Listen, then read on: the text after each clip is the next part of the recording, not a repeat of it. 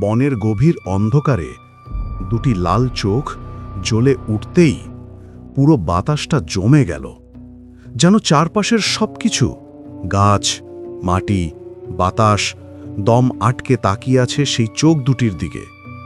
হাফসা আমার হাত শক্ত করে ধরে আছে। আমি অনুভব করতে পারছি তার শরীরও কাঁপছে। আমি ধীরে বললাম, ওটা কে? হাফসা মৃদু কাঁপা কণ্ঠে বলল, যার আর রক্ষক, যার কাজ তোমাকে ধ্বংস করা নয়, বরং পরীক্ষা করা। যদি তুমি পরীক্ষায় ব্যর্থ হও, তখন যাহারা নিজে আসবে। কথা শেষ হতেই বনের ভেতর থেকে বেরিয়ে এলো এক বিশাল ছাড়া মূর্তি, যার হাত, কাঁচের মতো কালো দেহ, আর মাথার জায়গায় শুধু জ্বলন্ত লাল আগুন। তার পদক্ষেপে মাটি কাঁপছে। এক অদ্ভুত গর্জন শোনা গেল, উত্তরাধিকারী। শব্দটা যেন আমার মাথার ভেতর সরাসরি ঢুকে গেল। আমি পিছিয়ে যেতে চাইতেই হাফসা বলল, না, পালালে শেষ, দাঁড়াও। আমার শরীর শক্ত হয়ে গেল। ভয় আছে, কিন্তু তার সঙ্গে এক ধরনের আগুনও জ্বলছে ভিতরে। রক্ষকের প্রথম আঘাত। হঠাৎ সেই ছায়া এক লাফে সামনে এসে তার চার হাত একসাথে আমার দিকে ছুড়ে দিল। হাফসা চিৎকার করে বলল, নিজেকে ঢেকে ফেলো। আমি স্বতঃস্ফূর্তভাবে হাত তুলতেই আমার চারপাশে নীল সাদা আলো ঢেউয়ের মতো ছড়িয়ে গেল। রক্ষকের আঘাত সেই আলোতে পড়েই বিস্ফোরণের মতো শব্দ করে ছিটকে গেল। মাটি ভেঙে গেল, গাছের ডাল পড়ে গেল। আমি ভয়ে শ্বাস আটকে গেলেও হাফসা চমকে বলল, তুমি ঢাল তৈরি করতে পারলে? এটা উচ্চ স্তরের শক্তি। আমি নিজেই হতবাক। আমি করলাম কিভাবে? রক্ষকের দ্বিতীয় আঘাত। ছায়া প্রবেশ। রক্ষক এবার আমার দিকে তাকিয়ে গর্জে উঠল। তার ছায়া মাটিতে ছড়িয়ে এসে আমার পায়ের নিচে ঢুকে পড়ল, একদম ভেতরে। আমি চিৎকার করে উঠলাম, আহ, আমার মাথা! মনে হলো কেউ আমার ভেতরে ঢুকে শক্তিগুলো টানাটানি করছে। শরীর ভারী, চোখ ধাঁধিয়ে গেছে। হাফসা ভয় পেয়ে বলল, ও তোমার মন দখল করতে চাইছে, শক্তিটা ছিনিয়ে নেবে। আমি হাঁটু গেড়ে বসে পড়লাম। মাথার ভেতর ভয়ঙ্কর শব্দ, তুমি দুর্বল, তোমার শক্তি আমার। আমি চিৎকার করে বললাম, না! ভেতরের আলো আর অন্ধকার দুটোই আচমকা বিস্ফোরিত হয়ে উঠল। আমার পুরো শরীর জ্বলে উঠল নীল কালো আলোয়। ছায়াটা আমার দেহ থেকে ছিটকে বের হয়ে গেল। রক্ষক স্তব্ধ হয়ে গেল। অসম্ভব! আমার শক্তির নতুন রূপ। হাফসা দম নিয়ে বলল, তোমার শক্তি রূপ পাল্টাচ্ছে, সাবধান। আমার হাত দুটোর চারপাশে নীল কালো আগুনের মতো আলো জ্বলে উঠল। এক হাত থেকে সাদা আলো, আর এক হাত থেকে গভীর অন্ধকার।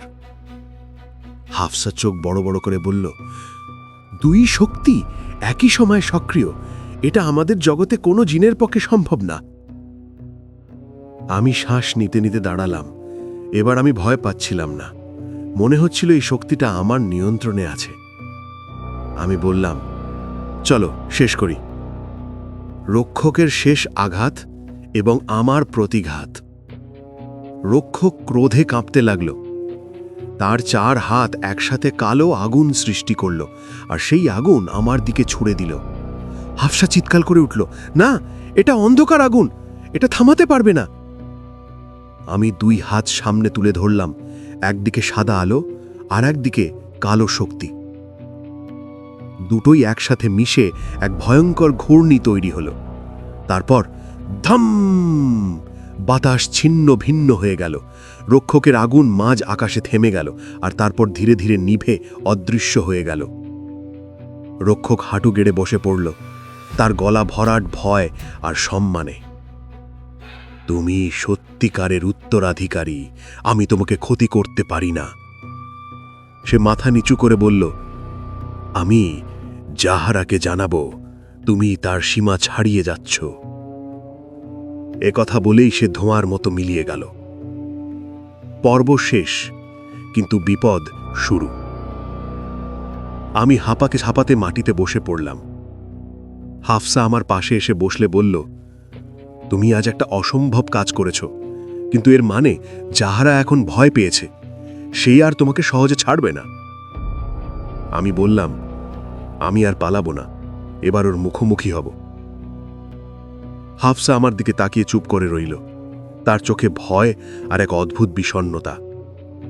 আমি জিজ্ঞেস করলাম, তুমি ভয় পাচ্ছ? হাফসা আস্তে বলল, তোমার জন্য নয়, তোমাকে হারানোর জন্য। আমি চুপ হয়ে গেলাম। আকাশের দিকে তাকিয়ে দেখলাম মেঘের আড়াল থেকে চাঁদ বেরিয়ে এসেছে, একটি পূর্ণিমা ঘনিয়ে আসছে, আর সেই রাতেই হবে আসল লড়াই। রাতটা যেন অদ্ভুত নিস্তব্ধতায় ঢেকে গেছে। চারদিকে এমন নীরবতা যেন দূরে কোথাও কেউ চোখ লুকিয়ে সবকিছু দেখছে। হাফছা পরি আমার পাশে দাঁড়িয়ে আছে, কিন্তু তার মুখের ভেতর এক অদ্ভুত উৎকণ্ঠা, যেন সে কিছু শুনতে পাচ্ছে, এমন কিছু যা আমি শুনতে পাচ্ছি না। হঠাৎ বাতাস ঠান্ডা হয়ে গেল, গাছের পাতা একসাথে কেঁপে উঠল, কিন্তু কোথাও বাতাস ছিল না। আমার বুক ধুকপুক করতে লাগল। হাফছা নিচু গলায় বলল, ওরা আসছে, যাদের কথা বাবা বলেছিল। তুমি প্রস্তুত তো? আমি অবাক হয়ে বললাম, ওরা কারা? উত্তর দেওয়ার আগেই অন্ধকারের ভেতর থেকে ছায়ার মতো 3টে অবয়ব ধীরে ধীরে বেরিয়ে এলো। তাদের চোখে লালচে আলো, শরীর মানুষের মতো হলেও ছায়ার মতো অস্পষ্ট। তারা কাছে আসতেই মাটির ওপর হালকা কাঁপুন তৈরি হলো। হাফচা আমার সামনে দাঁড়িয়ে হাত মেলে রক্ষার দেয়াল তৈরি করল। তার চোখে তখন আগুনের মতো তেজ। এরা সীমান্ত রক্ষক জিন, আমাদের পরীক্ষা নিতে এসেছে। একজন রক্ষক ফিসফিস করে বলল, মানুষ কেন সে এখানে এসেছে? তার মধ্যে কি সেই চিহ্ন আছে? আমি কিছু বলার আগেই তারা আমার চারপাশে ঘুরে ঘুরে আমাকে পরখ করতে লাগল। মনে হলো ভয়ে আমার শরীর জমে গেছে। হাফছা ধীর স্বরে বলল, আমি ওকে এনেছি, কারণ ও নির্বাচিত। রক্ষকদের মধ্যে সবচেয়ে বড়টি এগিয়ে এসে বলল, নির্বাচিত হলে প্রমাণ দাও, আজ রাতেই তার প্রথম পরীক্ষা। মনে হলো বুকের ভেতর কিছু যেন নেমে গেল। পরীক্ষা? কি পরীক্ষা? কিন্তু কিছু জিজ্ঞেস করার সুযোগ পেলাম না। হাফছা হাত ধরেই হঠাৎ অদৃশ্য পথের দিকে আমাকে টেনে নিল। চারদিকে কালো কুয়াশা জমে উঠল। রক্ষকরা পিছন থেকে বলতে লাগল, সাবধান, এই পথ, এই পরীক্ষা সবাই পার হতে পারে না। হাফছা নিচু গলায় আমার কানে বলল, চিন্তা করো না, আমি আছি। তবে যাই হোক, কোনো ভয় দেখলে পিছনে তাকাবে না, কখনোই না। তার কথা শেষ হতেই আমরা যেন আরেক অদ্ভুত জগতে ঢুকে পড়লাম। দূরে কোথাও একটা গর্জন, আবার নীরবতা, তারপর ঠান্ডা হাওয়া মুখের উপর আঘাত করে গেল। আর ঠিক তখনই অন্ধকারের মধ্যে দুটো আগুনের চোখ ধীরে ধীরে জ্বলে উঠল। অন্ধকারের সেই স্থির জায়গাটায় দাঁড়িয়েই আমি অনুভব করলাম, এটা কোনো সাধারণ স্থান নয়। চারদিকে ধূসর কুয়াশায় ঢাকা, যেন মাটিটাই জীবন্ত হয়ে নিঃশ্বাস নিচ্ছে। হঠাৎ সেই আগুনের মতো জ্বলন্ত চোখ দুটো আরও কাছে এগিয়ে এলো। যত এগোচ্ছে ততই যেন বাতাস ভারী হয়ে উঠছে। হাফসা আমার হাত শক্ত করে ধরে বলল, মনে রেখো, আমি যতক্ষণ আছি কেউ তোমাকে ছুঁতে পারবে না, কিন্তু পরীক্ষা তোমাকেই দিতে হবে। আমি ভয়ে গলা শুকিয়ে গেল, মাথা নেড়ে সম্মতি দিলাম। অন্ধকার থেকে যেই প্রাণীটি বের হয়ে এলো তাকে দেখে আমার শির দ্বারা বরফের মতো ঠান্ডা হয়ে গেল। ওটি ছিল মানুষের থেকে দ্বিগুণ লম্বা, বুকটা পাথরের মতো চওড়া, হাত দুটো মাটি পর্যন্ত লম্বা, আঙুলগুলো ধারালো নখে ভরা, আর মুখ অর্ধেক মানুষের অর্ধেক জানোয়ার। চোখ দুটো শুধু আগুনের মতো জ্বলছিল।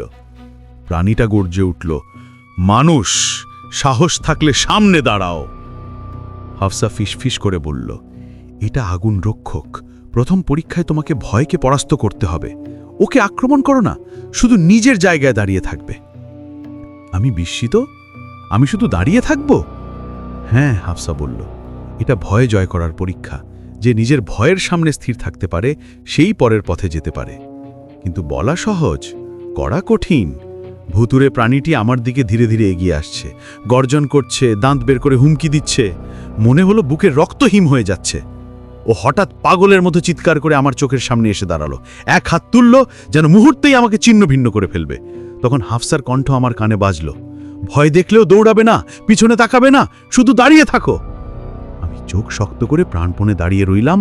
প্রাণীটি আমার মাথার ওপর হাত নামিয়ে আনলো, কিন্তু ঠিক আমাকে স্পর্শ করার আগেই তার হাত থেমে গেল। তার বিশাল চোখ দুটোতে বিস্ময় ফুটে উঠল। সে ঘুরে রক্ষকদের দিকে চিৎকার করে বলল, এ মানুষ ভেঙে পড়েনি, পরীক্ষা পেরিয়েছে। মাটির ওপর আগুনের রেখা তৈরি হলো, আর তার ভেতর থেকে সোনালি আলো বের হয়ে এসে আমাকে ঘিরে ধরল। ঠান্ডা শরীর উষ্ণ হয়ে উঠল, ভয়ে কেটে যেতে লাগল।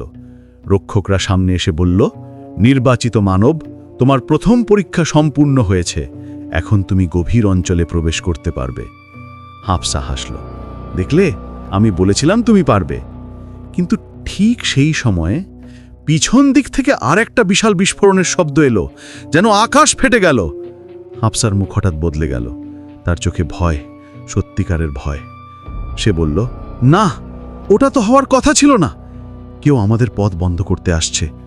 অন্ধকারের ওপার থেকে ধীরে ধীরে আরও ভয়ঙ্কর কিছু এগিয়ে আসছিল, আগের যে কোনো কিছুর থেকে অনেক শক্তিশালী, অনেক ভয়াল।